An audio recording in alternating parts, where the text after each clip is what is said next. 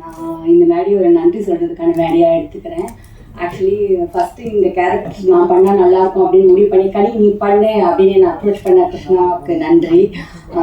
இந்த ஸ்கிரிப்ட் எனக்கு சொல்ல வரும்போது நான் ரொம்ப பயந்தேன். சார் ஓகேவா என்ன தான் செலக்ட் பண்ணியிருக்கீங்களா அப்படின்னு நான் கேட்கும்போது, இல்லை மேடம் நீங்கள் பண்ணிடுவீங்க எனக்கு நம்பிக்கை இருக்குது அப்படின்னு சொன்ன ரைட்டர் சாராக இருக்கட்டும்.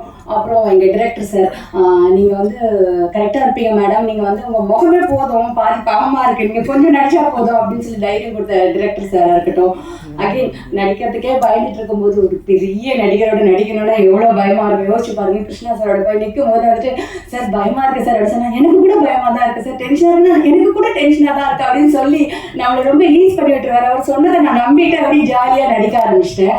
அவர் மட்டும் கிடையாது, குழந்தைங்க இவங்க கூட நிறைய ஹெல்ப் பண்ணியிருக்காங்க. எல்லாம் கூட எப்படி அழுகிறதுன்னு எனக்கு சொல்லி கொடுத்துருக்கா. ஸோ இந்த ஹோல் ஷூட்டிங் ப்ராசஸே ரொம்ப பியூட்டிஃபுல்லாக அழகாக பாசிட்டிவாக இருந்தது. இந்த படத்துக்கு உழைச்சவங்களுக்கும் இந்த படத்துக்காக உழைச்சவங்களுக்கும் ரொம்ப ரொம்ப நன்றி.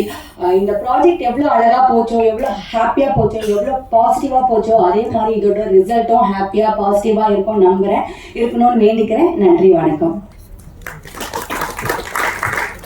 Thank you so much ma'am. அடுத்தபடியாக இயக்குனர் ராசி ரஞ்சித் அவர்கள் பேசின எல்லாருமே ஒரு ஃபீல் குடான எக்ஸ்பீரியன்ஸாக இருந்தது அப்படின்னு சொன்னாங்க. அதே மாதிரி படம் பார்த்து நம்மளும் அதே தான் ஃபீல். யாராவது மிஸ் பண்ணுற போகிறோம்னு சொல்லிட்டு டைப் பண்ணிட்டு வந்தேன். ஆக்சுவலாக என்னன்னா, ரொம்ப நாளாக சினிமாவில் ஒரு டேரக்டர் ஆகணும்னு சொல்லி தேடி வந்துட்டுருக்கோம். அது நிறைய கஷ்டங்கள் ஓடுறது முடியாது எல்லாமே இருக்கும். ஒரு இலைப்பாடுற ஒரு இடமா தான் அந்த ஸ்டேஜை பார்க்குறேன் நான். ஏன்னா என்னுடைய போன படத்துக்கு இந்த மாதிரியான ஒரு இது கிடைக்கல. இது ரொம்ப சந்தோஷமாக இருக்குது. ஸோ ஃபஸ்ட்டு இங்கே வந்திருக்க ப்ரெஸ்ஸு எல்லாருக்குமே ரொம்ப நன்றி. படம் பார்த்துருப்பீங்கன்னு நினைக்கிறேன், உங்களுக்கு பிடிச்சிருக்குன்னு நம்புகிறேன். எல்லாருக்கும் வணக்கம். ஸ்டேஜில் இருக்க எல்லாருக்கும், முன்னாடி உட்காந்துருக்க எல்லாருக்கும். இந்த ப்ராஜெக்ட் இந்த ஸ்டேஜை வந்து தேங்க்ஸ் சொல்கிற ஸ்டேஜாக தான் நான் பார்க்குறேன். என்னோட முதல் நன்றி வந்து என்னுடைய ஃபஸ்ட் படம் ப்ரொடியூசர் சார்லஸ் இமானுவேல் அவருக்கு தான் சொல்லணும்.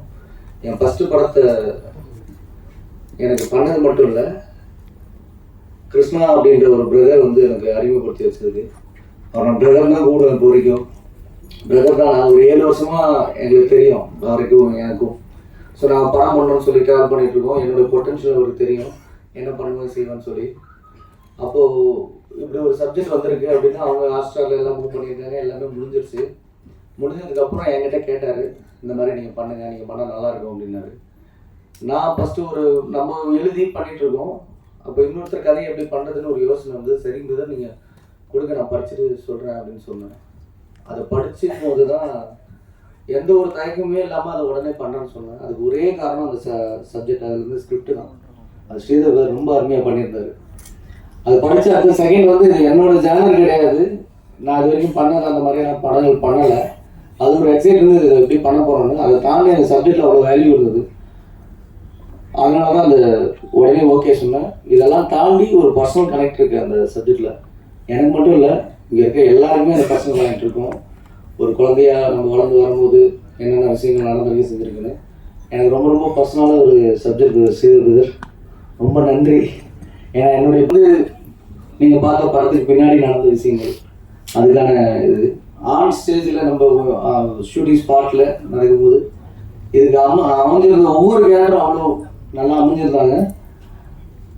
கேரக்டரை செலக்ட் பண்ணுறதெல்லாம் தாண்டி இவங்கவுங்க இந்த கதாபாத்திரங்கள் பண்ணுறாங்க, அதெல்லாம் தாண்டி ஒரு டேரக்டராக ஸ்பாட்டில் போய் ஒர்க் பண்ணும்போது நம்மளுக்கு அவங்க எவ்வளோ கோஆப்ரேட்டிவாக இருக்காங்க, அந்த சப்ஜெக்டுக்கு எவ்வளோ நியாயமாக இருக்காங்க, அதில் இருக்க டைலாக்ஸோ இல்லை சீனோ அதை எவ்வளோ வேல்யூ பண்ணி நடிக்கிறாங்கன்றது ரொம்ப முக்கியம்.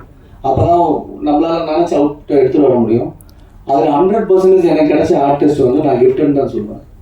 அவருடைய படங்கள் எல்லாமே நீங்கள் பார்த்துட்டு இருக்கீங்க. அதில் வந்து மாறுபட்ட ஒரு கதாபாத்திரம்.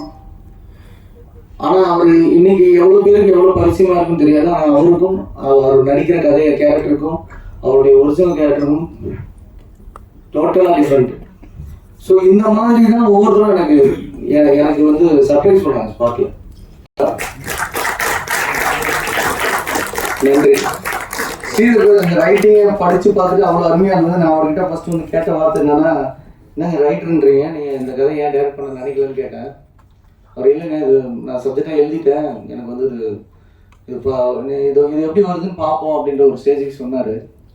ஆனால் அவ்வளோ வேல்யூபிளான ஒரு விஷயமா இருந்தது. சீக்கிரம் கூடிய சீக்கிரம் அவர் அடுத்து டைரக்டர் ஆக போகிறாரு, ஆகிடுவார் சீக்கிரமாக. இந்த சீரீஸ்லேயே ஒரு பார்ட் அவர் டைரக்ட் பண்ணியிருக்காரு. ஸோ குழந்தைங்களோட டேட்டு சம்திங் சில விஷயங்கள்லாம் இருந்ததுனால அந்த ஷெட்யூலில் முடிக்கணுன்றதுக்காக அவரோட அந்த வீட்டில் வர போர்ஷன்ஸு, குழந்தைங்களோட சில போர்ஷன்ஸ் வந்து எடுத்துருக்காரு, பார்த்துருக்கீங்க. ஸோ கூடிய சீக்கிரம் இன்னொரு டைரக்டர் வந்து வந்துடுவாரு. நல்லா நீங்கள் அதே மாதிரி அவருக்கும் சப்போர்ட் பண்ணுவோம் வந்து